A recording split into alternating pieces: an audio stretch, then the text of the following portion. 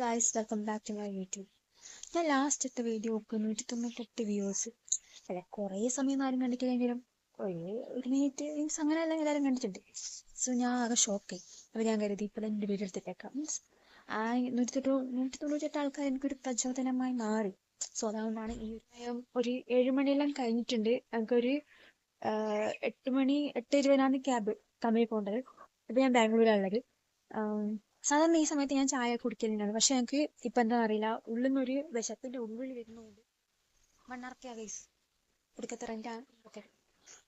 പിന്നെ ഞാൻ ഓൾറെഡി കുറച്ച് റെഡിയായി. ഇനി കുറച്ച് മുടി കൂടി കെട്ടിയാൽ പോകാനുള്ള സെറ്റാവും. അപ്പം നമുക്ക് പോയിട്ട് ഫുഡ് ആക്കാം.